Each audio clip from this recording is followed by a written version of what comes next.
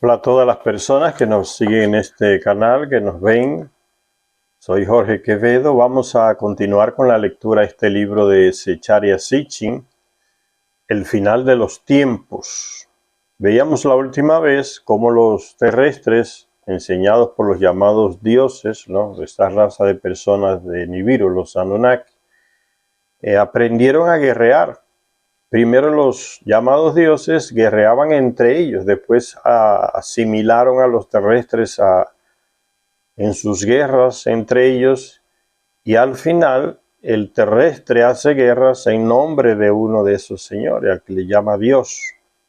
Entonces las guerras no solamente se hacían para robar territorio, para robar recursos,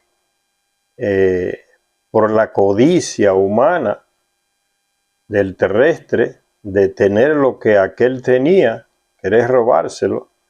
También los documentos, los anales antiguos nos presentan que un motivo de guerra era también la orden que daba tal o cual Dios para hacer guerra.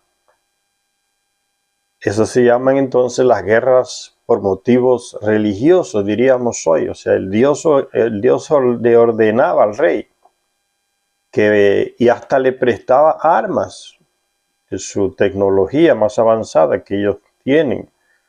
Hasta le prestaban ciertas armas al terrestre, al rey, a su ejército, y con estas armas el rey iba a la guerra por mandato expreso de esas personas, de esos llamados dioses. Entonces, guerras de religión. Eso lo vemos mucho en el Antiguo Testamento, donde ese tal Yahvé, que es uno de esos personajes, ¿no?, que era prácticamente un don nadie, no tenía territorios, no tenía un pueblo grande, no tenía poder entre ellos, entre los Anunnaki, los llamados dioses, y agarró un puñado de personas analfabetas que estaban en el desierto y los adiestró para la guerra como ejército, y le impuso una disciplina, le impuso una ética, una moral. De ahí vienen los llamados famosos mandamientos, la ley de Moisés que le da a ese pueblo. Y ya sabemos que ese tal Yahvé era una persona que era un militar.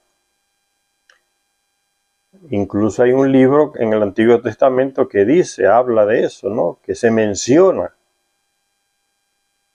El libro de las guerras de Yahvé. Era un militar y le enseña la disciplina militar a ese grupito de personas, generalmente mayoría analfabetos. Y cuando no cumplían la orden que él daba, cuando no cumplían la ley que le había dado, él también los exterminaba. Está en el Antiguo Testamento, solo hay que leer. Y era un tipo también guerrero y era alcohólico. La cantidad de vino que él reclama que se le entrega a él era de una persona que bebía mucho vino. E incluso era pedófilo.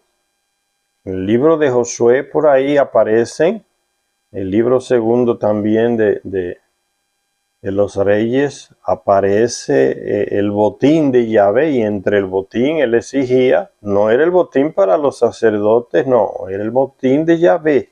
De los sacerdotes era otro botín, era el botín de Yahvé. Y entre esos botines a veces en el Deuteronomio se menciona cabras, bueyes, vacas,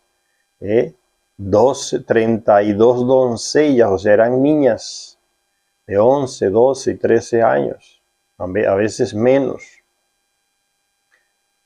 Entonces, guerras religiosas, eran guerras de exterminio. Y esas guerras se convirtieron en campañas territoriales que tenían como objetivos emplazamientos específicos. Según los anales reales de todos aquellos países, las guerras las declaraba el rey por mandato de mi Dios. Esa era una frase que escribían algunos reyes en algunos textos que dejaron. Por mandato de mi Dios. Es lo mismo que hacía el tal Yahvé en el Antiguo Testamento. Era él que ordenaba. Y no solamente ordenaba guerra, está escrito. Era anatema. Cuando Dios ordenaba, Yahvé ordenaba anatema, los generales o el dirigente, sea Moisés o sea Josué, tenía que cumplir eso. Anatema quiere decir nada se queda en pie. Todo es arrasado, animales, plantaciones, personas, niñas, mujeres, ancianos, nada. Hasta le echaban sal a algunos territorios que ellos conquistaban, ciudades, para que nadie más pudiera ir a residir. Eso era anatema, era todo.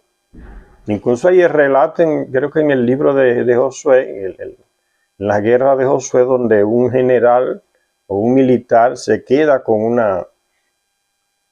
unas telas que habían sido hechas en Sumeria y es castigado con la muerte. Y Yahvé castiga al pueblo entero por eso. Y otras les reclamo. Ustedes, cuando se regresaron los militares de la matanza que hicieron, Moisés y sus sacerdotes les reclaman, pero se le ordenó que exterminaran a todos, mujeres, niños, hombres y viejos, y no lo habían exterminado y los castiga. Ese es el Dios, señores, que mucha gente tiene, que le pide favores, y por eso no es nada extraño que ya el Vaticano hace ya 2 años publicara una carta y se le envió a varias diócesis del mundo para que se deslindaran un poco de ese tal Yahvé, porque no tiene nada a ver con Jesús.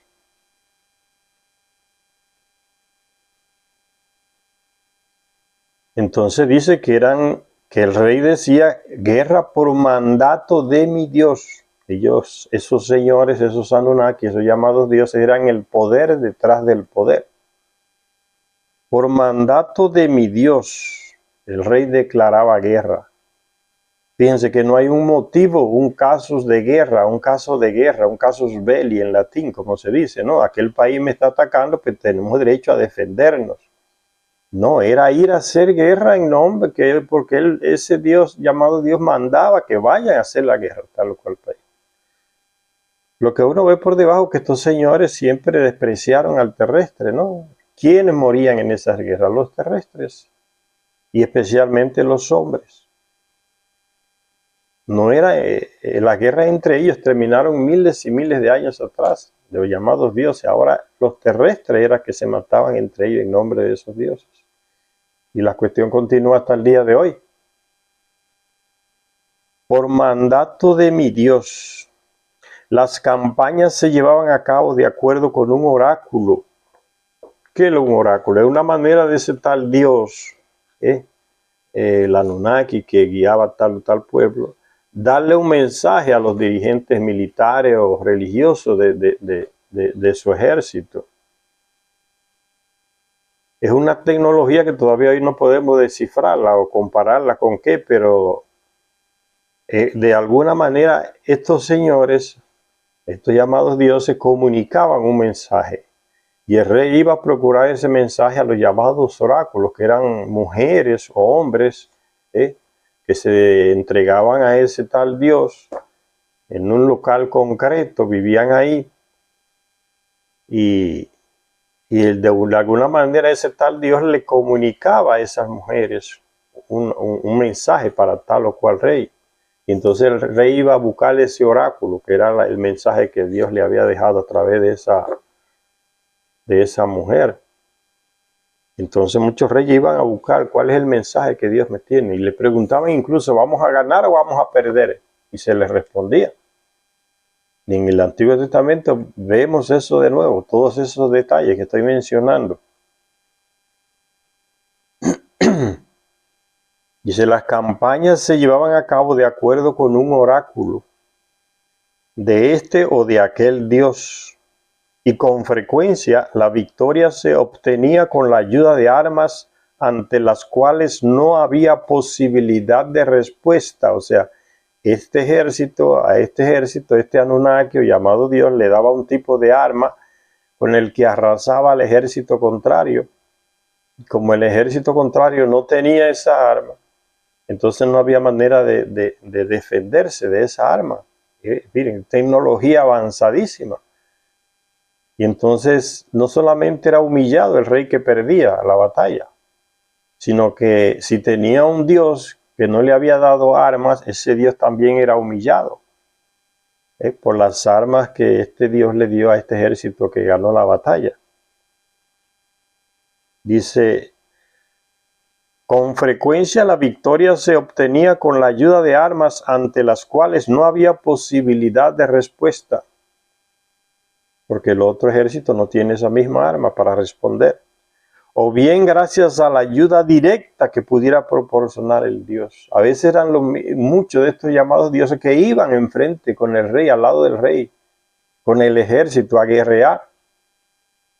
Y Nanna, como mujer de ellos, de esa raza de gente, y otros, el mismo Marduk, y otros de ellos iban personalmente acompañando a su ejército, con el rey, al lado del rey. Y siempre ustedes ven, el detalle era para matar terrestres, no para matarse entre ellos.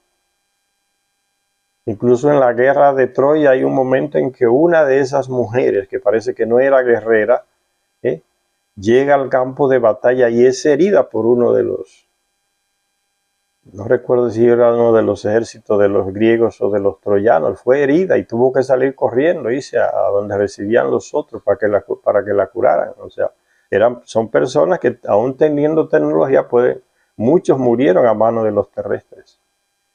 En el Antiguo Testamento se dice que los ejércitos de ese Yahvé arrasaron a veces con ciudades donde vivían ese tipo de personas, esa raza de gente.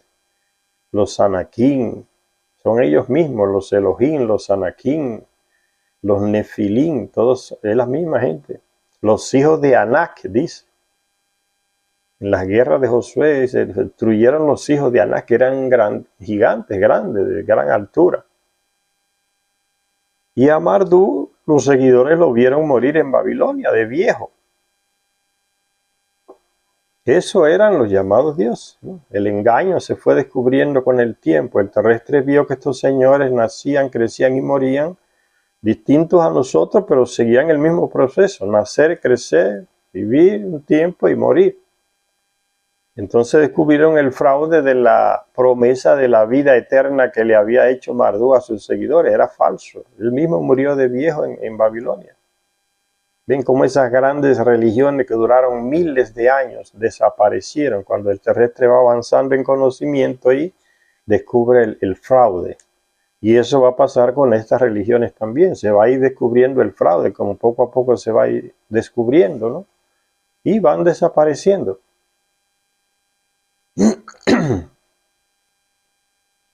Dice, un rey egipcio escribió en sus registros guerreros que fue Amón-Ra, que así se le llamaba a Marduk en Egipto, que fue Amón-Ra, dice el texto de ese rey, Amón-Ra que me ama, Amón de quien soy su preferido. O era hijo o era preferido, él mismo lo dice el rey, quien le dio instrucciones para que marchara contra estos enemigos de los que Ra abomina. El Anunnaki no le gustaba tal o cual grupo de terrestre o de rey, y mandaba a su ejército a los que le servían, destruían fulano de tal. Son terrestres, ¿no? Mátenlos a todos.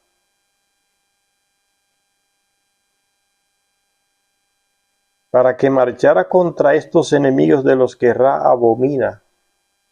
No era el rey que le tenía problemas con el otro rey, era el Anunnaki, el dios que no le gustaba, o abominaba, como dice, aquella ciudad, estado, aquel reino, y mandaba a su ejército, destrúyelos. Un rey asirio, en los registros de su victoria sobre un rey enemigo, alardeaba de haber reemplazado en el templo de la ciudad las imágenes de los dioses de esa ciudad por las imágenes de mis dioses, escribió. Y les declaré a partir de entonces los dioses del país. O sea, él quitó las imágenes de otros dioses en esa ciudad. Es una humillación para esos dioses que no tienen el poder de enfrentarse a ese, ¿no? Quitó las imágenes de ellos y colocó las imágenes a los cuales él les servía, este rey. alardeaba de haber reemplazado en el templo de la ciudad las imágenes de los dioses de esa ciudad por las imágenes de mis dioses, y les declaré a partir de entonces los dioses del país. Él declaró a sus dioses como los dioses de ese país al que conquistó y le quitó las imágenes de aquellos. Es un proceso que es increíble, ese proceso religioso del terrestre, señores. Es importantísimo leer ese aspecto, ¿no? Que los sociólogos descuidan mucho. El aspecto religioso que ha marcado generaciones y ha matado millones y sigue provocando problemas, divisiones entre el terrestre, ¿no? Entre el ser humano. Cuando el terrestre tiene tanta influencia de esa ideología que se le metió en la cabeza, de esa mentira de los dioses, que son dioses, que cuando estos señores no faltan, el terrestre los recría a nivel de imágenes. En el Antiguo Testamento vemos cómo el pueblo judío antiguo, él mismo hacía sus imágenes de sus dioses. Que tenían sus sumos sacerdotes, y esas imágenes en esos templos eran como las representaciones de esos dioses, aunque no tuvieran la cara de esos dioses, pero el terrestre los hacía de barro y los guardaba en su casa y lo llevaba de un lugar a otro, ¿no? Hasta ese punto se llegó, y hasta qué punto se ha llegado hoy hacer cosas en nombre de la religión, cosas ridículas y extremas. Gente que se deja envenenar por el pastor. No se han visto casos, ¿no? Tomen veneno que ya el fin del mundo va a llegar y va todo el mundo a las ovejas y toman todos veneno y se envenenan y mueren todos. Y el pastor se quedó vivo porque no bebió. En África, aquí en América. ¿Cómo se hacen multimillonarios? Señores que dicen representar a tal Dios, que fundan una iglesia, una religión, y se hacen multimillonarios con el dinero de quién, de las ovejas. Pagan impuestos ni un centavo al Estado, pero reciben de todo del Estado también. O sea, son ladrones. No dicen eso, que son ladrones, ¿no? Queremos un terreno, y van y dicen a algún diputado idiota: mira, queremos un terreno para una obra social, para una obra caritativa. Y aquel canalla agarra el terreno que es del pueblo, no es de él, es patrimonio del pueblo esos terrenos, y los coloca a nombre de quién, del pastor de esa iglesia, del sacerdote de esa iglesia, del obispo de esa diócesis. Le entrega. ¿Y qué hacen esos señores después? Venden el terreno y se quedan con el dinero. Lo alquilan para seguir ganando dinero con el terreno que se le dio. Y dijeron que era para una obra social, caritativa, ¿no? Por eso es que odian cuando llega un gobierno. Esas religiones odian cuando llega un gobierno que comienza a darle al pueblo lo mejor. La mejor universidad es la pública, la mejor salud es la salud pública. Lo primero que se ponen en contra de ese proyecto no son solo los ricos, la clase oligárquica que no quiere. Los mismos obispos y la jerarquía se ponen en contra, porque si no hay pobres, ¿de qué que ellos van a vivir? ¿A quién le van a sacar dinero? ¿A quién van a tener de oveja para controlar?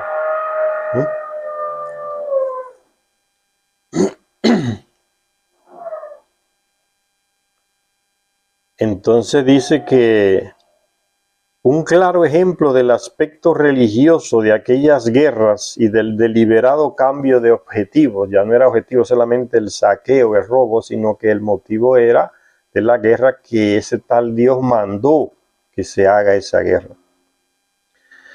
Se puede encontrar en la Biblia hebrea, en el libro segundo de Reyes, capítulo 18 y 19, en los cuales se narra el asedio de Jerusalén que realizara el ejército del rey asirio Senaquerib. Segundo libro de Reyes, capítulo 18 y 19. Capítulos 18 y 19. La guerra del rey asirio Senaquerib. Atacó Jerusalén. Después de rodear y de dejar incomunicada la ciudad, se la cercó, el comandante asirio entabló una guerra psicológica con el fin de conseguir que los defensores de la ciudad se rindieran. ¿En qué consistió esa guerra psicológica del rey asirio Sennacherib contra la ciudad de Jerusalén? Fíjense, hablando en hebreo, guerra psicológica, le está hablando en su propio idioma para que no solamente el rey y los sacerdotes entiendan, que todo el pueblo entienda el mensaje y se aterrorice, le habla en su propio idioma. Ven la cuestión de saber la lengua, otras lenguas, la importancia, ¿eh? Hablando en hebreo con el fin de que todos los que habían detrás de las murallas de la ciudad pudieran entender el mensaje, les transmitió las palabras del rey de Asiria, diciendo: no se dejen engañar por sus jefes, que les dicen que su Dios Yahvé los protegerá. ¿Acaso los dioses de las naciones han librado cada uno a su tierra de la mano del rey Asur? ¿Ve? ¿Dónde están los dioses que no libraron a esos pueblos que le seguían? Por eso les repito, ¿dónde está? ¿Dónde estaba el tal Yahvé, el Dios cristiano, el Dios judío, cuando los europeos llegaban a América a exterminar a pueblos enteros?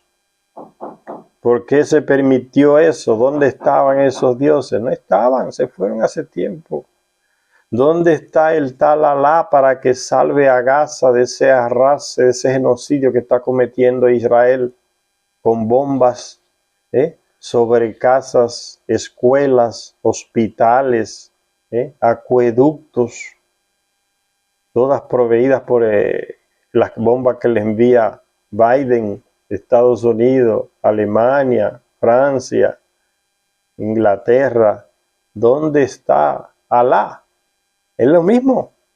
No está, por eso es que los exterminan a todos y no aparece el tipo para nada. Y ya eso se ve, eso, fíjense lo que le dice el rey Sennacherib a la gente que está en Jerusalén, pensando que ellos van a ser protegidos por el tal Yahvé.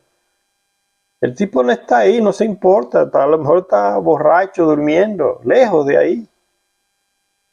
Y Sennacherib arrasó.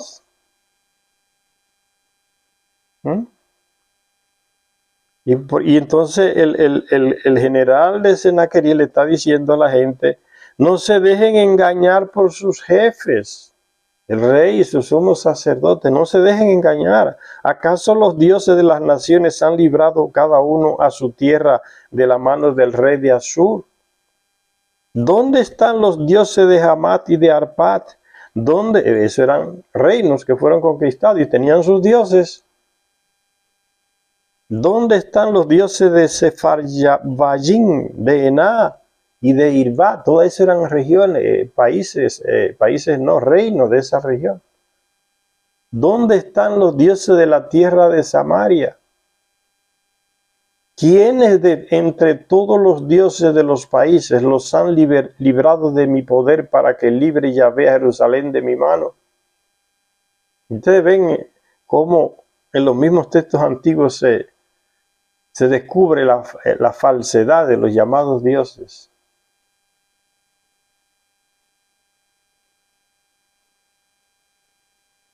Fíjense,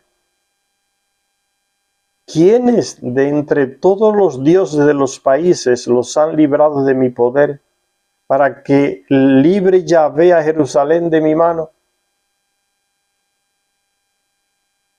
Y dice Secharia Sitchin entre paréntesis: pero Yahvé, según los registros históricos, no apareció para librar a Jerusalén. Y sigue la misma cuestión hoy, señores. No hay Alá para salvar a los miles de niños y mujeres que están siendo quemados vivos y enterrados vivos en Gaza por Estados Unidos, por Israel, por Inglaterra, por Alemania, por Francia, que proveen mercenarios y armas. Si fuera Dios, apareciera y defendiera a su pueblo. No está, señores. ¿Y cómo justifican esos fanáticos la presencia de esa gente? El echándole la culpa a los mismos que son víctimas. No, es que ellos están así por sus pecados. Si el que está jodido es el culpable de que está jodido.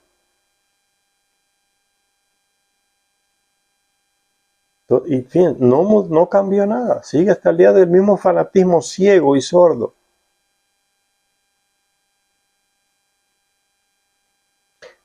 Se pregunta Secharia Sitchin, ¿de qué iban esas guerras religiosas? Las guerras y los dioses nacionales en cuyo nombre peleaban no tienen sentido, salvo si uno se da cuenta de que en el núcleo de los conflictos se hallaba lo que los sumerios habían llamado de Duranki, enlace cielo y tierra. Muchas de esas guerras en el Antiguo Testamento se hacían era por capturar territorios específicos, estratégicos que los Anunnaki, los Elohim, los Anakim, querían tener, como por ejemplo el espacio puerto en el Sinaí o la plataforma de lanzamiento en Jerusalén o el centro de control que había en Jerusalén, que ellos colocaron en Jerusalén, los Anunnaki. Esos sitios estratégicos, controlarlos, motivó muchas guerras. No era por otra cosa, no era porque ellos querían salvar a los terrestres. Porque este mismo rey se le está echando en cara. ¿Quién le dijo a ustedes que ellos están interesados en salvarlos a ustedes? Que cuando ese tal Dios necesita algo, los usa a ustedes. Si necesita que estén vivos, los salva. Si no los necesita, deja que los otros los arrasen todo. Ellos solo piensan en ellos. Siempre fue así. Es el terrestre que cree que el tal Dios está pensando en ellos. Esos señores, esos dioses antiguos y de hoy también, no tienen amigos, tienen intereses. Si es tal cual cosa es de interés para ellos, ellos actúan. Si no, que se acabe el terrestre entre ellos, que arrasen. Una y otra vez los textos antiguos nos hablan de la catástrofe que tuvo lugar cuando la tierra fue separada del cielo, dice un texto antiguo. Cuando la tierra fue separada del cielo, cuando el espaciopuerto que los conectaba fue destruido. La abrumadora pregunta que se planteó con posterioridad al desastre nuclear fue esta: ¿quién, qué Dios y su nación puede reivindicar ser el único en la tierra que posee el enlace con los cielos? Es el espaciopuerto, propiedad, que tenga como propiedad el espaciopuerto. Para los llamados dioses, la destrucción del espaciopuerto de la península del Sinaí fue la pérdida material de unas instalaciones que había que reemplazar. Se destruyeron esas instalaciones porque otros dioses iban a conquistar esas instalaciones. Y los dioses que las tenían, los dioses, no querían entregar esas instalaciones porque era estratégica. Entonces ellos mismos la destruyeron. Si no es de nosotros, no va a ser de ustedes. Pero ahí a ellos no le importaba terrestre, que murieran miles, lo que fuera. Esa no era la cuestión. El terrestre siempre ha sido usado. Fue creado para trabajar y servirle a ellos. Y las guerras eran para servirle a ellos. Y aunque ellos se fueron, el terrestre sigue haciendo las guerras y dice que en nombre de ellos.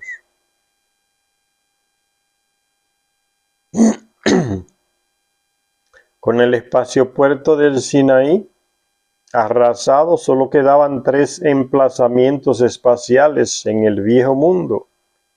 Primero, el lugar de aterrizaje en las montañas de los Cedros, ahí en el Líbano, la ciudad de Baalbek, que todavía están las ruinas ahí. Muchos turistas van a Baalbek, ahí en el Líbano, a visitar en los cerros del Líbano, las montañas altas. Ahí había ese centro de lugar de aterrizaje. Segundo, el centro de control de misiones. que había reemplazado a Nippur, que fue el primer centro de control de misiones antes del diluvio. Llegó el diluvio, destruyó todo. Nippur fue reemplazado por otro centro, y las grandes pirámides de Egipto es el tercer objetivo.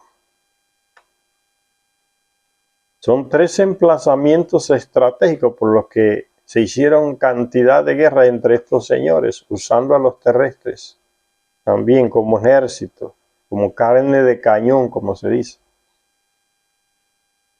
Con la destrucción del espacio-puerto, ¿por qué las pirámides de Egipto? Porque eran las que servían a las naves que venían de fuera del espacio, de Nibiru, venían y les servían como balizas, indicadores, para que aterrizaran y descubrieran por dónde era la línea de aterrizaje. Eran 2 puntos por los que se guiaban las naves que venían del espacio. Las 2 grandes pirámides,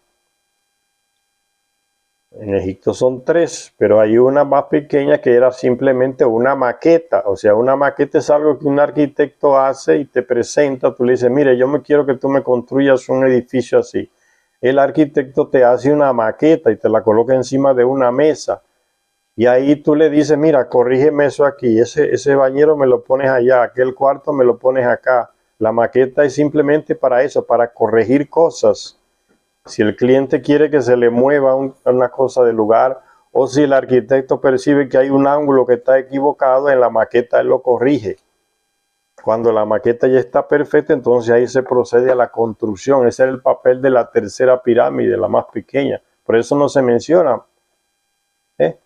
No sirve para más nada. Era simplemente una maqueta. Las 2 pirámides sí tenían luces, de las cuales salió un rayo de luz que desde el espacio se veía. Y ya las naves veían, allá está el sitio de aterrizaje por las luces. Y el otro punto de referencia para el aterrizaje era el monte Ararat, allá entre Turquía y Armenia, los 2 picos grandes aquellos. El monte Ararat son 2 picos grandes entre Turquía y Armenia. Esos eran los 2 puntos de referencia, ¿no? En el Sinaí las 2 grandes pirámides, entonces era un punto estratégico. El espacio-puerto en el Sinaí, y el centro de control de misiones ahí en Jerusalén estaba. Y como ya dije, antes del diluvio estaba en Nippur, en Mesopotamia. ¿Ves? Por esos centros de poder era que ellos hacían guerras. Y terminaron envolviendo al terrestre en esas guerras para que conquistaran esos lugares para ellos. Entonces el que de esos lugares destruidos, se pierde la comunicación con Nibiru. Se pierde, como se dice metafóricamente, la comunicación de la tierra con el cielo. El cielo es Nibiru. Se cortaba la comunicación. De repente los adorados dioses del cielo y de la tierra habían perdido la comunicación con el cielo, con mayúscula, el planeta Nibiru. Con el espaciopuerto del Sinaí arrasado, solo quedaban 3 emplazamientos entonces. Baalbek como lugar de plataforma, el centro de control de misiones, y las 2 grandes pirámides que servían para el corredor de aterrizaje de las naves. Con la destrucción del espacio-puerto por el ataque nuclear, Sechari Sitchin se hace la pregunta, ¿tendrían todavía alguna función celeste útil esos otros emplazamientos? Y por tanto, ¿tendrían alguna importancia religiosa? Dice, nosotros sabemos la respuesta hasta cierto punto, debido a que estos 3 emplazamientos siguen estando en pie en la tierra. Miles de años están en pie los 3 emplazamientos. Las pirámides, Baalbek en el Líbano, esa ciudad están las ruinas todavía ahí, y Jerusalén, todavía están las ruinas ahí. Era el centro de control de misiones, Jerusalén. No se siguen haciendo guerras por el control de Jerusalén. A nivel religioso, no fuese el motivo de las cruzadas que el Papa Urbano Reunió cantidad de gente en Europa, ejército, y la mayoría eran campesinos analfabetos. ¿eh? Y se fueron con toda su familia a conquistar y que los lugares sagrados a Jerusalén. 3 cruzadas, miles de miles murieron. ¿eh? Y el genocidio que cometieron esa gente ya con los musulmanes en Jerusalén, en todo el camino cuando iban hacia Jerusalén, fue terrible. Esas son las grandes religiones que hacen eso, señor, que se presentan hoy defendiendo el derecho a la vida, salen en marcha por las calles a defender en contra del aborto, porque Dios quiere la vida, y se olvidan de esa historia de matar miles y miles, niños, mujeres, ancianos, hombres, en nombre de Dios. Ven la hipocresía. Los mismos que llegaron aquí a América y cortaban a los niños en pedazos y se lo daban vivos a los perros en frente de la mamá y el papá de los indígenas, y el mamá y la papá indígenas se volvían locos y se ahorcaban. Esos no son los mismos que hoy dicen que son en contra del aborto, porque Dios es el dueño de la vida. Y esos miles de indígenas quemados vivos, comidos por los perros, niños, mujeres, esos no tenían derecho a la vida. De pura hipocresía, señor, es una máscara para presentarse como los que defienden lo que nunca han defendido, la vida. Pura hipocresía. Y mucha gente se deja meter el cuento y sale a marchar por las calles. El gobierno comunista que está a favor del aborto, el gobierno no sé qué, los diputados que son hijos de Satanás a favor del aborto y salen con una cruz a marchar. Ese cuento se lo traga el quien no sabe la historia de estas religiones. Las matanzas, gente quemada viva, viva, eso es lo que es quemar un ser humano vivo. Miles, si no millones, quemados vivos por la Inquisición. Esas son las religiones, señor. Esa historia no se la dicen a la gente que se mete en las iglesias y en las religiones. Pero está ahí escrita, no la pueden apagar, porque es historia, no es fantasía, no es leyenda, no es mitología. Entonces el que lee y se interesa descubre ese fraude. Dice Zecharia Sitchin, nosotros sabemos la respuesta a estas preguntas. ¿Tendrían alguna importancia religiosa esos 3 grandes lugares? La respuesta hasta cierto punto la sabemos, dice Zecharia Sitchin, debido a que estos 3 emplazamientos siguen estando en pie en la tierra, desafiando a la humanidad con sus misterios y a los dioses con su irreverente faz hacia los cielos. Están esos 3 lugares. Las pirámides mirando hacia arriba, Jerusalén, el templo, su construcción, que era el centro de control de misiones, y Baalbek, ahí en el Líbano, siguen las estructuras. El más familiar de los 3 emplazamientos es el de la Gran Pirámide y sus compañeras en Giza. Su tamaño, su precisión geométrica nunca ha podido ser imitada por el terrestre. Los faraones quisieron imitar a esas 3 grandes pirámides, a la maqueta y a las otras 2 más grandes que servían de balizas para las naves. Y construyeron varias pirámides, los faraones, y todas están echadas abajo por el viento y la arena, después de miles de años, y se enterraban los faraones ahí, entiérrenme en la pirámide, imitando esa gran estructura, que nunca han podido tener esa tecnología para construir el terrestre. Están ahí todavía. La de lo que hicieron los faraones mandaron a hacer imitando, queriendo imitar, todas fueron destruidas por el viento y la arena.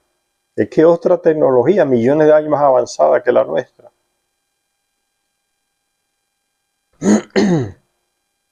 Dice, la gran pirámide de Giza en Egipto, su tamaño, su precisión geométrica, su complejidad interna, sus alineamientos celestes, están alineadas las pirámides con las constelaciones. ¿Quién tenía ese conocimiento, señores? El Anunnaki, el Elohim, el Anakin, los dioses. Ellos tenían esa tecnología, podían hacer eso. El terrestre no la tiene hasta el día de hoy. ¿sí? Su complejidad interna. Tienen pasadizos internos que no hay manera de que un terrestre imite esa tecnología. Pasadizos internos secretos en las grandes pirámides de Egipto. Y otros aspectos sorprendentes vienen arrojando dudas desde hace mucho tiempo sobre la posibilidad de que la construyera un faraón llamado Keops. Algunos llamados expertos estadounidenses y europeos se inventaron esa teoría de que esas grandes pirámides de Egipto las construyeron tal faraón, y le pusieron el nombre. Y muchos idiotas se creen eso. Es que los faraones no tenían esa tecnología, no tenían esos conocimientos. Y ya se ha ido descubriendo la falsa de esos llamados expertos europeos estadounidenses que han inventado eso, de que fue el tal faraón, construida por Keops, por Kefren, por no sé qué. Es falso. Los textos sumerios antiquísimos dicen quién fue que creó, quién hizo el plano de las pirámides, cómo la levantaron con armas de fuerza, dicen los textos de las tablillas. Están ahí las tablillas que no las quieren que no lo quieren aceptar los llamados expertos europeos estadounidenses y le meten el cuento a medio mundo de que y unos inventan que fueron terraplenes, que fueron los judíos cuando estaban en Egipto, que ayudaron. Todo eso es falso, es mentira. De solo hay que leerse las tablillas que tradujo Zecharia Sitchin para darse cuenta quién era capaz de hacer esas construcciones enormes de piedra en todas partes del mundo, en Asia, en Europa, aquí en América, en África.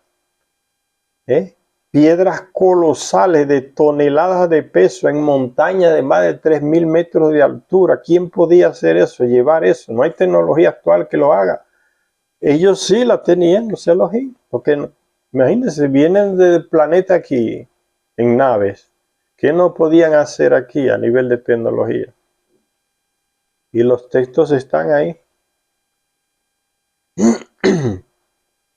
Uno va a Bolivia, uno va a Perú y ve esa maravilla, va a China, va a Rusia, va en África, uno encuentra las mismas estructuras, ¿no? Unas piedras colosales de toneladas de peso, encajadas milimétricamente, sin cemento, que ni existía. Solo piedra encajada en piedra y no entra casi ni una aguja en medio de ellas. Y siguen inventando que esa tecnología, que eso no sé qué. Está en los textos de las tablillas. ¿Quién construyó eso? ¿Y con qué tipo de arma lo hacían? Armas de fuerza, dicen las tablillas. La terquedad es que no lo deja aceptar eso. Que vino gente de otro planeta y construyó eso. Con la ayuda de mano de obra, a lo mejor, terrestre. Pero las construyeron ellos, las diseñaron ellos, hicieron los planos ellos, esa raza de personas. ¿Por qué? Porque si aceptan esas cosas, esos llamados expertos europeos también se están aceptando lo que no quieren aceptar, que existen otros planetas con civilizaciones más avanzadas que nosotros. Y como ellos se creen que son los más avanzados, ellos quedarían como nada, atrasadísimos, para dar esa imagen al mundo de que ellos son lo máximo. No, en los otros planetas no hay nada. Y cuando le dicen, se descubrió vida en otro planeta, usted va leyendo el texto pensando que descubrieron personas. No, pero es vida microbiótica. Es vida de microbios, eso es lo que hay en tal o cual planeta. Y con ese show y de mentira tienen embobado a medio mundo. ¿Sí? Porque si aceptan eso, lo que está en las tablillas es aceptar eso. Hay otras civilizaciones más avanzadas que nosotros. Hay otros mundos poblados. Entonces, estos señores se les cae la mentira. Y sigue diciendo Sitchin, hay muchas dudas hace mucho tiempo sobre la posibilidad de que las pirámides las construyera un faraón llamado Keops. Atribución que solo tiene el apoyo de un jeroglífico. ¿Ves? Solo se encontró un jeroglífico en una de las pirámides con su nombre. Alguien lo escribió ahí, porque el Anunnaki no iba a escribir el nombre de terrestre en las obras que él hace. Atribución que solo tiene el apoyo de un jeroglífico con su nombre, descubierto en el interior de la pirámide. En la escalera al cielo, ese es un libro que escribió Zecharia Sitchin, yo que fue el segundo.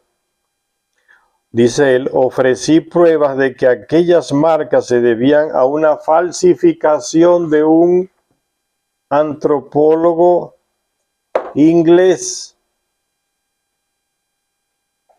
que escribió el nombre para justificar que fuese Faraón que levantó esas pirámides. Fue una falsificación de ese tipo, que era un militar. Entonces no extrañe, siempre lo que le digo, el militar es entrenado para ser mentiroso, a que le duela mucho. Esos son los valores que le transmiten. Mienta hasta el final, porque ¿quiénes lo forman? Los militares estadounidenses, israelíes, franceses, alemanes, que tienen la misma mentalidad. Mentir hasta el extremo, hasta el último momento.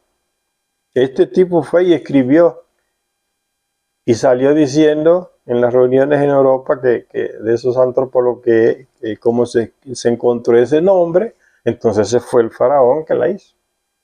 Y no solamente escribió eso, en algunos otros libros de Zecharia Sitchin dice que también uno de los que participó en la falsificación también dijo que en otro lugar metieron un féretro que no correspondía a esa época en que fue construida la pirámide, para decir que servía para enterrar faraones, justificar la mentira.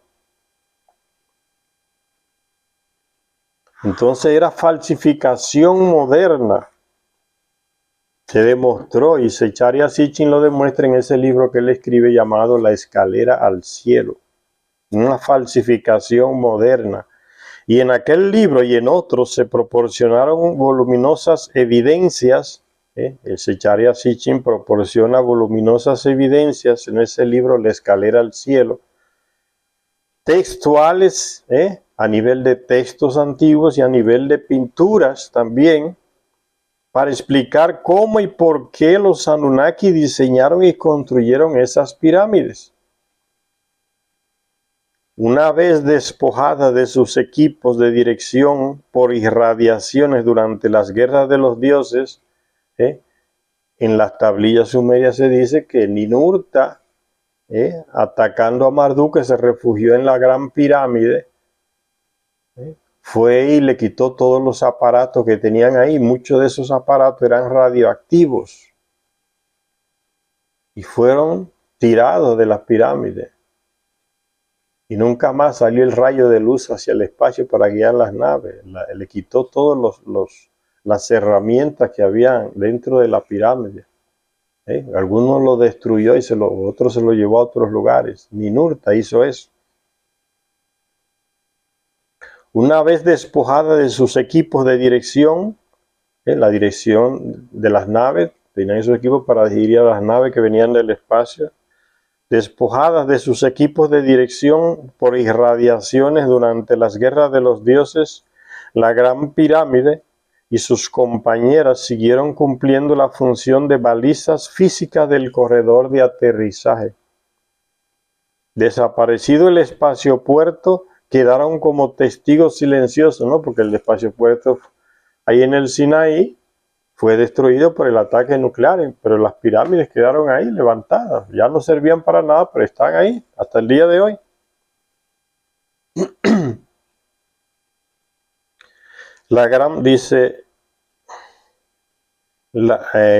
Desaparecido el espaciopuerto en la península del Sinaí por el ataque nuclear, quedaron como testigos silenciosos esas pirámides, quedaron como testigos silenciosos de un pasado que se desvaneció. Y ni siquiera existen indicios que apunten a la posibilidad de que llegaran a convertirse en objetos religiosos sagrados. O sea, nunca fueron hechas para tumbas de faraones. Los Anunnaki no le construyen monumento a terrestre. El Anunnaki no se rebaja a ese punto. Él siempre se ve como el superior. El terrestre sí le puede servir a él, pero no era el terrestre. El lugar de aterrizaje del bosque de los cedros, o sea, la plataforma que está en la ciudad de Baalbek, en el Líbano. El lugar de aterrizaje del bosque de cedros tiene antecedentes diferentes al de las pirámides. Gilgamesh, aquel rey famoso de la ciudad de Uruk en Mesopotamia, que fue hasta allí, hasta el cerro de los bosques de cedros en el Líbano, donde estaba la plataforma, llegó allá porque él quería ir a Nibiru, en una de esas naves que despegaban de ahí. ¿Para qué? Para conseguir una vida más larga, que él pensaba que era la eternidad, que nunca iba a morir. Él hizo 2 viajes, fue a esa plataforma para que se le dejara ir en una de esas naves que salían de ahí hacia Nibiru. No lo consiguió. Y después fue más abajo, al Sinaí, donde estaba el espaciopuerto, para que lo dejaran subir en una nave y ir a Nibiru. Comiendo y bebiendo allá en Nibiru, la genética se le alteraba y podía tener una vida larguísima como los Anunnaki, parecido a los que vivían aquí. Tampoco consiguió. El lugar de aterrizaje del bosque de cedros tiene antecedentes diferentes a la de las 3 grandes pirámides. Gilgamesh, que fue hasta allí casi un milenio antes del desastre nuclear, antes de que fueran destruido el espaciopuerto, Gilgamesh había visitado ahí, ya les dije 2 veces. Gilgamesh, que fue hasta allí casi un milenio antes del desastre nuclear, 1000 años antes había ido ahí, pudo presenciar en sus cercanías el lanzamiento de un cohete desde ahí, de esa plataforma que hoy es la ciudad de Baalbek en el Líbano. Ahí él presenció el lanzamiento de un cohete. Y los fenicios de la cercana ciudad de Biblos, en la costa del Mediterráneo, ahí en el Líbano actual, representaron en una moneda un cohete emplazado sobre una base especial dentro de un recinto en el mismo lugar, ahí en Baalbek. Los cohetes escondidos en recintos como garajes para ese tipo de naves, ¿no? A veces los escondían los Anunnaki en lugares subterráneos. Y eso se usa hoy, el terrestre copia esa tecnología hoy. ¿Cuántas naves y aviones no están en lugares subterráneos para que el otro país que ataque con bombas no destruya los aviones? Entonces lo meten en búnkeres subterráneos, no solamente para personas, también para naves, para aviones. Se sigue usando la tecnología que el Anunnaki le enseñó al terrestre. Guardaban sus naves y sus cohetes en lugares subterráneos. Y el terrestre pasaba por ahí, sabía que ya había algo escondido debajo de la tierra y ahí hacía un altar o adoraba esa parte de ese cohete como si fuera algo divino.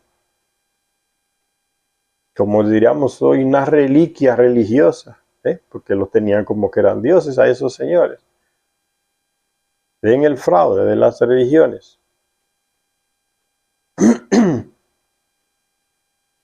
Y en una moneda aparece entonces esa parte de un cohete en ese recinto de Baalbek, ahí en el Líbano. Así pues, con el espaciopuerto y luego sin él, el lugar de aterrizaje siguió estando operativo.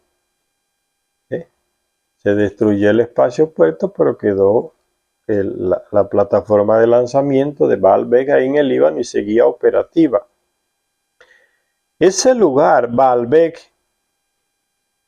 el valle grieta de Baal, significa Baalbek, el valle grieta de Baal, es un valle que está escondido entre montañas y se accesaba a él caminando a través de túneles que eran vigilados por androides de estos llamados dioses de los Anunnaki, por androides, por robots armados que sabían detectar si un intruso era terrestre o era Anunnaki, para disparar o no disparar, para eliminarlo o no eliminarlo. En el libro de la historia de Gilgamesh se menciona, cuando Gilgamesh llega y descubre el pasadizo por donde se entra a ese valle de Baalbek, lo descubren unos guardias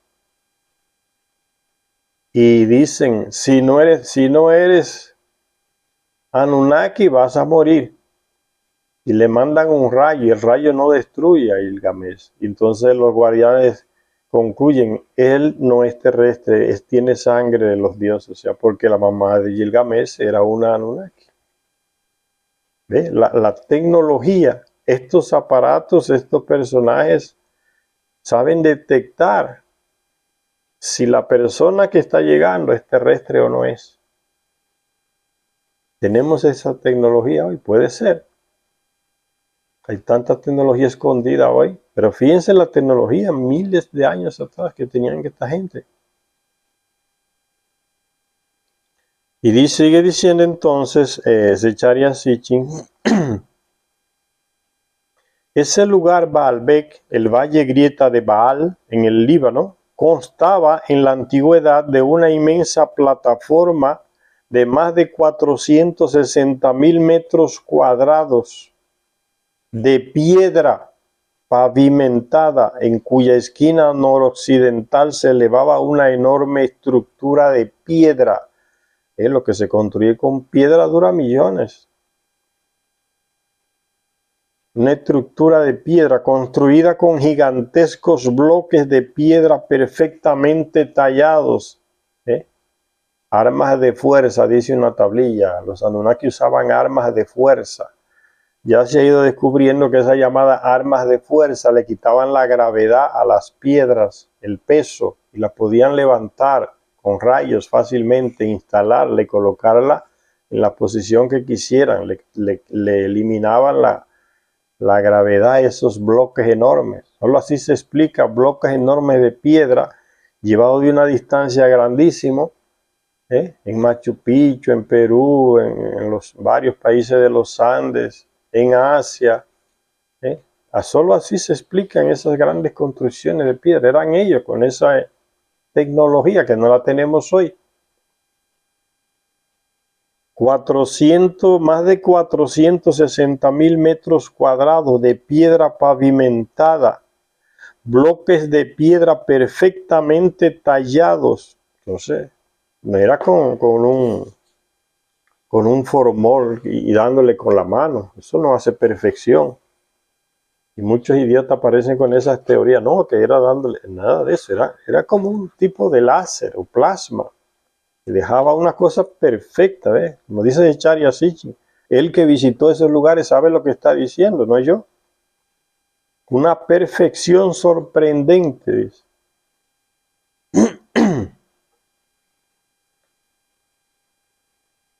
Bloques de piedra perfectamente tallados que pesan entre 600 y 900 toneladas cada uno. El muro occidental estaba especialmente fortificado con los bloques de piedra más pesados que existen en la Tierra, entre los que hay 3 que tienen el increíble peso estimado de 1.100 toneladas cada uno. No hay terrestre que haya podido imitar esa tecnología. 1.100 toneladas de peso cada uno, y que se conocen como el trilitón. Está ahí en Baalbek todavía, ese bloque enorme, el trilitón. Muchos turistas van. Zecharia Sitchin fue allá con varias personas de su grupo y se tiraron fotos allá al lado del trinitón, ahí en Baalbek, en el Líbano. 1.600 toneladas de peso. Un hombre al lado de esos bloques parece una mosca, una hormiga. Pero lo más sorprendente de estos colosales bloques de piedra es que se extrajeron de una cantera que se encuentra a unos 3 kilómetros de distancia en el valle, donde uno de tales bloques que no se acabó de extraer todavía sobresale del suelo. Está ahí hasta el día de hoy. Tallaron un bloque y no lo terminaron y no fue llevado entonces a Baalbek, a 3 kilómetros, para construir la plataforma de aterrizaje. Lo dejaron ahí en la cantera sin terminar. Y sigue igual, nadie ha podido moverlo del lugar, miles de años después. Los griegos veneraron el lugar desde los tiempos de Alejandro. llamando a Baalbek Heliópolis, ciudad del dios Sol. Y los romanos construyeron allí el más grande de los templos erigidos en honor a Zeus. Los bizantinos más tarde lo convirtieron en una gran iglesia. Todo eso ahí en Baalbek, en el Líbano, ¿ves? Como pasan generaciones terrestres y van usando los mismos lugares que dejaron los Anunnaki. Después los musulmanes construyeron allí una mezquita. Y actualmente los cristianos maronitas reverencian el lugar como una reliquia de la época de los gigantes. En el libro llamado En las expediciones de crónica de la tierra, escribió Zecharia Sitchin, se describe una visita al lugar y sus ruinas. Él mismo describe la visita que hizo con un grupo de personas de Estados Unidos que fueron con él a esas ruinas ahí en Baalbek y se tiraron fotos y las publica en el libro, esa foto. En la obra Las expediciones de crónica de la tierra se describe una visita al lugar y sus ruinas y se explica su función como torre de lanzamiento de naves. Aún más sagrado y santo hasta nuestros días ha sido el lugar que hizo la función del centro de control de misiones. ¿Cuál era ese lugar? Jerusalén. Ur-Shalem se llamaba, Ur-Shalem, ¿ven? Ur. ¿Recuerdan la ciudad de Ur en el sur de Mesopotamia? Con los sumerios que levantaron los Anunnakis. Ur-Shalem, en honor a Ur. Centro de control de misiones, Ur-Shalem, que significa ciudad del vasto Dios, hoy llamada Jerusalén. También allí, como en Baalbek, pero a una escala más reducida, hay una gran plataforma de piedra que reposa sobre unos cimientos de roca y piedras talladas, en cuyo muro occidental hay 3 colosales bloques de piedra que pesan alrededor de 600 toneladas cada uno. No hay maquinaria actual que levante un bloque de piedra de ese tamaño, señor. Hasta el día de hoy. El rey Salomón construyó el templo a Yahvé sobre la plataforma preexistente. Usó el lugar que ya estaba ahí con esas plataformas enormes de piedra para construirle el templo a Yahvé, el rey Salomón. El rey Salomón construyó el templo a Yahvé sobre la plataforma preexistente, en cuyo Sancto Sanctorum, el lugar más secreto de esa construcción, estuvo el arca de la alianza sobre una roca sagrada, encima de una cámara subterránea. El arca en una cámara subterránea, en esa plataforma en Jerusalén. Hay gente experto que dice que esa arca sigue ahí. Por eso ese pleito tan grande de Israel querer apropiarse de Jerusalén y expulsar a los palestinos. Esa tecnología sería de ellos y los estadounidenses que los apoyan con las bombas y los militares y los mercenarios para que destruyan a los palestinos y expulsar a todo ese pueblo de ahí.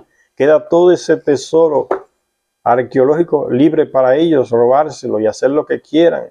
Y el arca se dice que está ahí todavía, subterránea, debajo del templo. Y que es radioactiva. Y algunas personas han entrado y no han podido salir, lo han encontrado muerto.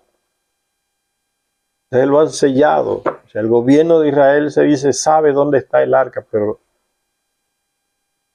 hay que expulsar a esos fanáticos, como ellos llaman a los palestinos de ahí, para apropiarse de todo eso. Los terrestres siguen luchando por los lugares estratégicos que tenían los Anunnaki para apropiarse de esa tecnología. Y sigue diciendo Sitchin, ya para ir terminando. También allí como en Baalbek, o sea en Jerusalén, pero a una escala más reducida, hay una gran plataforma. El rey Salomón construyó el templo a Yahvé sobre la plataforma preexistente. Los romanos después siguieron Construyeron ahí también un templo en Baalbek, en el Líbano. Todavía están las ruinas de ese templo romano dedicado a ese dios que uno Anunnaki, Zeus. Los romanos también tenían planeado construir otro templo a Júpiter en Jerusalén, en el lugar del templo de Yahvé. Ven cómo unos dioses se desplazan a otros. Desplazaron a Yahvé y a su templo de Jerusalén, como él desplazó a otros, lo desplazaron a él.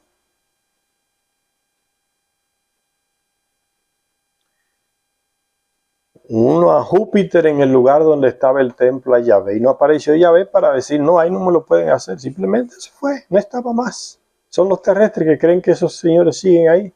Llegaron los romanos con su Júpiter siguiendo a ese dios y expulsaron a los que seguían a Yahvé y a Yahvé también. Y ocuparon el lugar. Y Yahvé no apareció para defenderlo, ni mandó un ángel que le mandó rayos y todas esas cosas.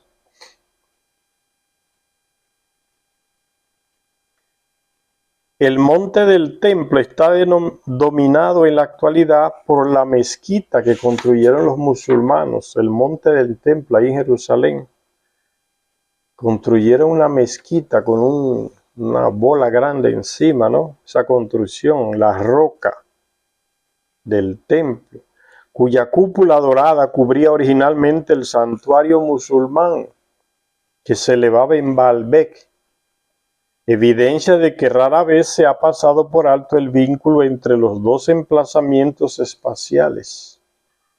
En los difíciles tiempos posteriores al desastre nuclear, pudo la Babli de Marduk, su pórtico de los dioses, o sea, Babilonia, el pórtico de los dioses, o sea, el centro del control del comando en jefe aquí en la tierra, en Babilonia. En los difíciles tiempos posteriores al desastre nuclear, la época de Marduk, pudo la Babli de Marduk, o sea, su pórtico de los dioses, sustituir a los antiguos emplazamientos del enlace cielo-tierra. ¿Pudo ofrecer la nueva religión estelar de Marduk una respuesta a las perplejas masas de humanos, perplejas, ignorantes, engañadas?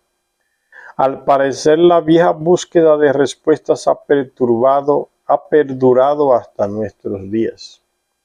Siguen las religiones y también siguen sin poder darle respuesta a muchas cosas, engañando a la gente. Vamos a hacer una parada por aquí y en la próxima continuamos este tema. Gracias a todas y a todas las que nos ven en este canal, que se interesan por estos temas. Es pura historia, señores, no es fantasía, no es leyenda, no es mitología, es historia humana. Por eso la leemos aquí para los que se interesan por el tema, porque el que conoce su historia la supera, la mejora. El que no la conoce, la repite, con los errores también. Hasta la próxima lectura.